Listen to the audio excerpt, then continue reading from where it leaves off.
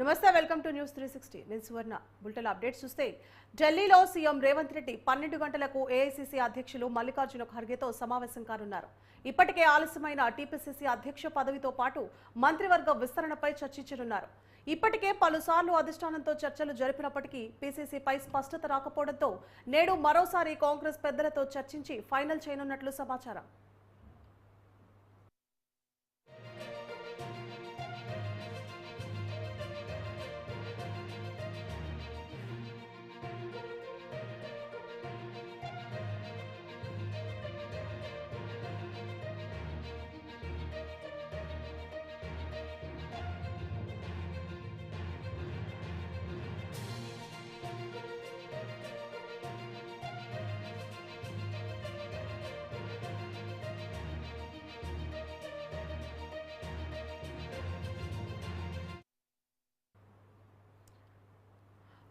ఢిల్లీలో సీఎం రేవంత్ రెడ్డి 12 గంటలకు ఏఐసీసీ అధ్యక్షులు మల్లికార్జున ఖర్గేతో సమావేశం కానున్నారు. ఇప్పటికే ఆలస్యమైన టీపీసీసీ అధ్యక్ష పదవితో పాటు మంత్రివర్గ విస్తరణపై కూడా చర్చించనున్నారు. ఇదే అంశానికి సంబంధించి మరింత సమాచారాన్ని మా ప్రతినిధి భవిత న్యూస్ రూమ్ నుంచి లైవ్ లో అందిస్తారు. భవిత. రైట్ సువర్ణ, నిన్న నైట్ హైదరాబాద్ నుంచి బయలుదేరి ఢిల్లీకి పయనమై వెళ్లారు సీఎం రేవంత్ రెడ్డి. ఢిల్లీలో అయితే సీఎం రేవంత్ రెడ్డి ఉన్నారు.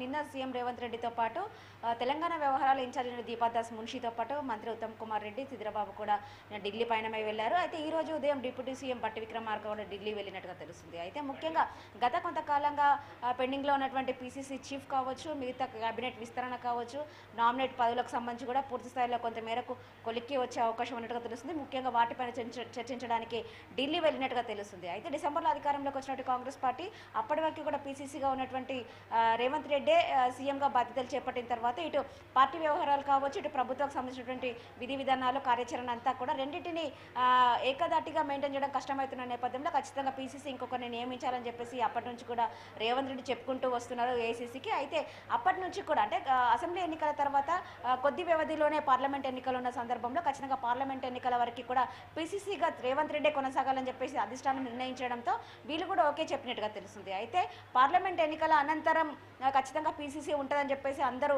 ఆశలు వ్యక్తం చేసినప్పటికీ కూడా అప్పటి నుంచి కూడా పీసీసీ పైన పలుమార్లు ఢిల్లీ వెళ్ళినప్పటికీ కూడా చర్చలు జరుగుతూనే ఉన్నాయి.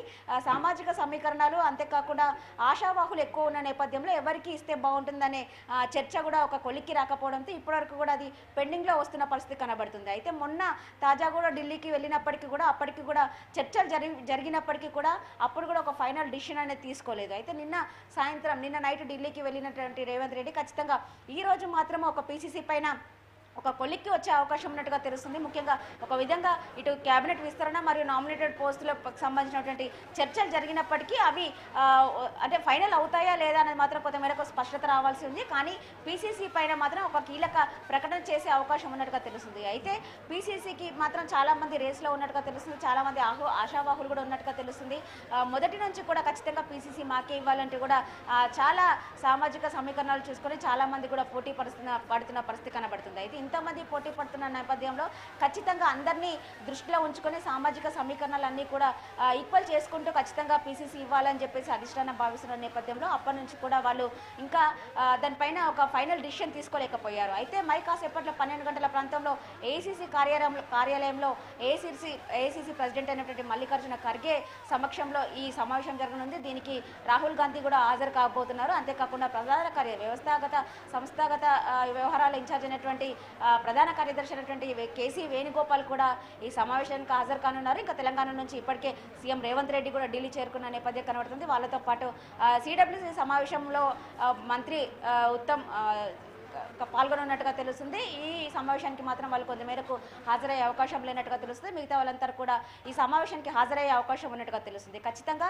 పీసీసీ పైన మొదటగా చర్చలు జరిపి దానిపైన ఒక కీలక అంటే అంశాన్ని తీసుకొచ్చి ఖచ్చితంగా ఎవరో ఒకరిని ఫైనల్ చేసే యోచనలో అధిష్టాన పెద్దలతో పాటు టీపీసీసీ కూడా భావిస్తున్న నేపథ్యం అయితే కనబడుతుంది. ముఖ్యంగా ఏ సామాజిక వర్గాలకి పీసీసీ వస్తే బాగుంటుందని చెప్పేసి కూడా ఈరోజు చర్చ జరిపే అవకాశం ఉన్నట్టుగా తెలుస్తుంది. అంతేకాకుండా ఎస్సీలు, ఎస్టీలు, బీసీలు మాత్రము పీసీసీకి తీవ్ర స్థాయిలో పోటీ పడుతున్న నేపథ్యం అయితే కనబడుతుంది. ఖచ్చితంగా మొన్నటి వరకు కూడా బీసీలకే పీసీసీ ఇస్తారని చెప్పేసి వార్తలు వచ్చినప్పటికీ ఇప్పుడు మాత్రం అది కొంత మేరకు హోల్డ్లో ఉన్నట్టుగా తెలుస్తుంది. ఒకవేళ బీసీలకు టికెట్ ఇస్తే అంటే పీసీసీ ఇస్తే కనుక ఖచ్చితంగా అందులో ముఖ్యంగా మహేష్ కుమార్ గౌడ్తో పాటు టీపీసీసీ వర్కింగ్ ప్రెసిడెంట్ అయినటువంటి మహేష్ కుమార్ గౌడ్తో పాటు మాజీ ఎంపీ ప్రచార కమిటీ చైర్మన్గా ఉన్నటువంటి మదియాష్కి గౌడ్ ముందు వరుసలో ఉన్నట్టుగా తెలుస్తుంది.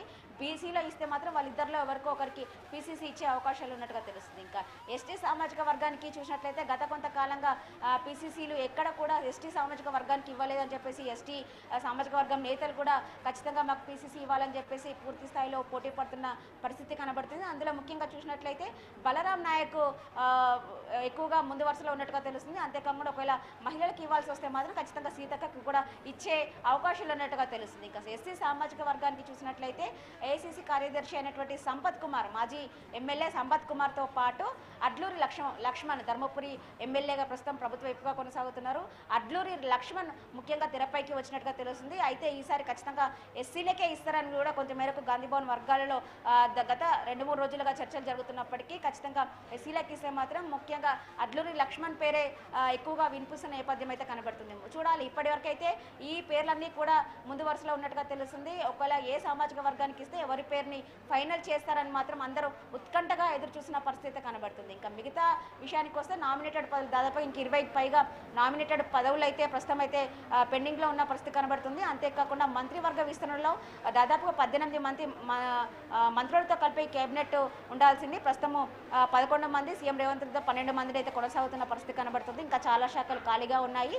అయితే ఇంకా 6 మంత్రి పదవులు ఇచ్చే అవకాశం ఉన్నట్టుగా తెలుస్తుంది. అది ఎవరికి ఇస్తారు అనేది మాత్రం చాలా అందరూ చర్చనీయాంశంగా జరుగుతుంది. ఎందుకంటే బీఆర్ఎస్ నుంచి వచ్చినటువంటి వాళ్ళకి మంత్రి పదవులు అంటగడతామని చెప్పేసి ఖచ్చితంగా వాళ్ళను పార్టీలోకి ఆహ్వానించిన విషయం అందరికీ తెలిసిందే. కాకపోతే బీఆర్ఎస్ నుంచి వచ్చిన వాళ్ళకి ఇస్తే గత కొంతకాలంగా పార్టీ బలహీన పడినప్పుడు పార్టీని అంటుపెట్టుకొని జెండా మోసిన వాళ్ళకి ఎలాంటి పదవులు దక్కవా అని చెప్పేసి కూడా తీవ్ర స్థాయిలో విమర్శలు వస్తున్న నేపథ్యంలో ఇటు బీఆర్ఎస్ నుంచి వచ్చిన వాళ్ళకి ఇస్తారా, పార్టీలో కష్టపడి పైకి వచ్చిన వాళ్ళకి ఇస్తారా అని మాత్రం కొంతమేరకు ఒక సస్పెన్స్ అయితే కొనసాగుతుందని చెప్పుకోవాలి. కానీ మొన్న తాజాగా కొన్ని సందర్భాలలో సీఎం రేవంత్ రెడ్డి ఖచ్చితంగా పార్టీ బీ ఫామ్ నుంచి గెలిచిన వాళ్ళకి మంత్రి పదవులు ఉంటాయి, ఇతర పార్టీల నుంచి కాంగ్రెస్ పార్టీలో వచ్చినటువంటి వాళ్ళకి మంత్రి పదవులు లేవు అని చెప్పేసి కొంతమేరకు ఒక స్టేట్మెంట్ ఇచ్చినట్టుగా అయితే కనబడుతుంది. ఇంకా మంత్రి పదవుల విషయానికి వస్తే మాత్రం ఖచ్చితంగా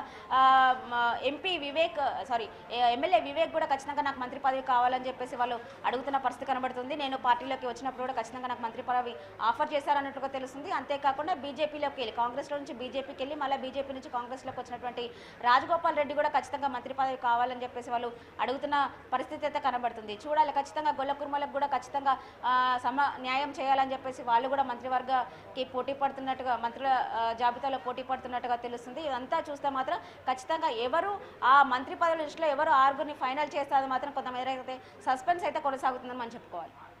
భవిత, అయితే ఇప్పటికే సీఎం రేవంత్ రెడ్డి పలుమార్లు ఢిల్లీ పర్యటనకు వెళ్ళొస్తూ ఉన్నారు. మంత్రివర్గ విస్తరణకి కానీ, టీపీసీసీ అధ్యక్ష పదవికి కానీ, నామినేటెడ్ పోస్టుల భర్తీకి కానీ ఎప్పటికప్పుడు వెళ్ళిన ప్రతి పర్యటనలో కూడా ఇప్పుడు ఫైనల్ అయిపోతుంది అనుకుంటూ వస్తున్నారు. కానీ ఎప్పటికప్పుడు అది పెండింగ్లో ఉంటూనే వస్తుంది. ఎందుకని అంటే ఆశావాహులు ఎక్కువ పెరగడం వల్ల, లేకపోతే మనం ఒక స్థాయిలో చూసాము అంతర్గతంగా కూడా చిన్న చిన్న విభేదాలు పార్టీ పట్ల, అలాగే అసంతృప్తులు కూడా చూసాము. పార్టీ సీనియర్ లీడర్ అయిన విహెచ్ హనుమంతరావు కూడా ఒక స్టేజ్లో అసంతృప్తి వ్యక్తం చేసిన సందర్భాలు కూడా చూసాము. ఇవన్నీ కలగలుపుకుంటే ఎలాంటి అంటే కొనసాగుతున్నాయి పార్టీలో, ఈ కారణాలు ఏమైనా ప్రధానంగా ఉండి ఉండొచ్చా?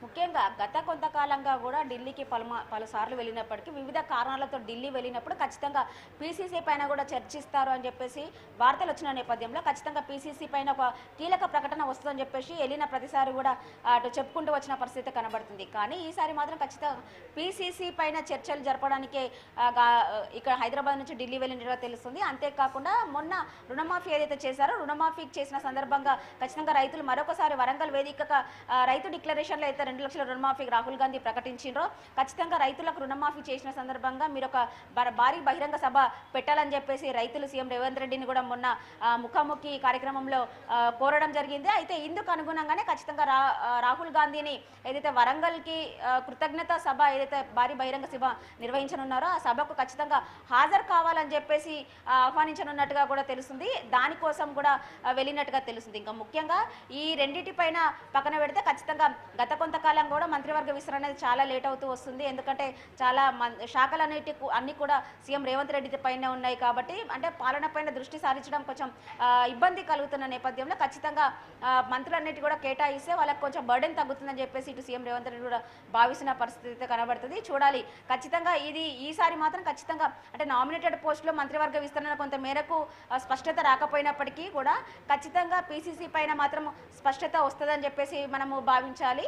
కానీ ఇక్కడ పోటీ పడుతున్న ఆశావాళ్ళు ఎప్పటికీ ఎక్కువగా ఉన్నప్పటికీ పోటీ పడడంలో తప్పులేదు కదా. ఎవరికైనా ఆశ అనేది ఎవరికైనా ఉంటుంది. ఖచ్చితంగా మనం ఆశ పడడంలో తప్పులేదని చెప్పేసి ప్రతి ఒక్కరూ పీసీసీకి నాకు కూడా ఇవ్వాలని చెప్పేసి వాళ్ళ ఆశలు వాళ్ళ యొక్క అంటే వాళ్ళ భావాలను ఏఐసీసీ ముంగడ ఉంచిన పరిస్థితి కనబడుతుంది. కానీ గత కొంతకాలంగా తెలంగాణ వచ్చిన తర్వాత పార్టీ పూర్తి స్థాయిలో బలహీనపడిన విషయం మనకు తెలిసిందే. 10 ఏళ్ళు కూడా మరొకసారి కాంగ్రెస్ అంటే అధికారంలోకి వస్తుందంటే కూడా ఎవరు ఊహించని పరిస్థితి కూడా కనబడింది. అయితే పీసీసీగా ఉన్నటువంటి సీఎం రేవంత్ రెడ్డి కాంగ్రెస్ పార్టీలో చేరిన తర్వాత కాంగ్రెస్ పార్టీకి పూర్వ వైభవం తీసుకురావాలని చెప్పేసి తన దూకుడు వ్యవహారం ఎలా అయితే ప్రదర్శించారో దూకుడు వ్యవహారంతోనే కాంగ్రెస్ పార్టీ మరొకసారి అధికారంలోకి వచ్చిందని చెప్పడంలో మాత్రం ఖచ్చితంగా అతిశయోక్తి లేదని చెప్పేసి మనం చెప్పుకోవచ్చు. అయితే ప్రజెంట్ దూకుడు వ్యవహారంగా ఎలా అయితే రేవంత్ రెడ్డి పార్టీ వ్యవహారాలపైన ఎట్లాంటి దృష్టి సారించారో అలాంటి నైజం ఉన్న వ్యక్తినే మరొకసారి పీసీసీ చేయాలని చెప్పేసి కూడా ఇప్పటికే పార్టీ భావిస్తున్న నేపథ్యం అయితే కనబడుతున్న తరుణంలో ఖచ్చితంగా ఎవరికి ఇస్తే బాగుంటుంది, ఎవరు పార్టీ వ్యవహారాలపైన అంటే పూర్తి స్థాయిలో దృష్టి సారించి పార్టీని మరింత బలోపేతం ఇప్పటికే కొన్ని ప్రాంతాలలో మనం చూడొచ్చు కాంగ్రెస్ పార్టీ బలహీనంగా ఉంది అని మనం చెప్పుకోవచ్చు. మొన్న జరిగినటువంటి అసెంబ్లీ ఎన్నికల్లో గ్రేటర్ పరిధిలో ఏ ఒక్క సీటును కూడా కాంగ్రెస్ పార్టీ గెలుచుకోలేకపోయింది. ముఖ్యంగా గ్రేటర్ పరిధిలో కాంగ్రెస్ పార్టీ పూర్తి స్థాయిలో బలహీనంగా ఉందని మనం చెప్పుకోవాలి. ఇలా బలహీనంగా ఉన్న ప్రాంతాలలో ఖచ్చితంగా కాంగ్రెస్ పార్టీని బలోపేతం చేయాలి, ఇంకా పూర్తి స్థాయిలో కాంగ్రెస్ పార్టీకి తిరుగులేదనే విధంగా ఇంకా పైకి తీసుకురావాలంటే ఖచ్చితంగా ఎవరు దానికి కరెక్ట్గా షూటబుల్ పర్సన్ అని కూడా ఏఐసీసీ భావిస్తున్న నేపథ్యంలో ఈ విషయంలోనే కొంతమేరకు పీసీసీ పెండింగ్ లో పెడుతున్నారని మాత్రము ఖచ్చితంగా మనం చెప్పుకోవచ్చు. అయితే ఈసారి మాత్రం ఖచ్చితంగా పీసీసీ ఎవరో ఒకరిని ఫైనల్ చేసే అవకాశం ఉన్నట్టుగా తెలుస్తుంది. Right, thank you Bhavitha.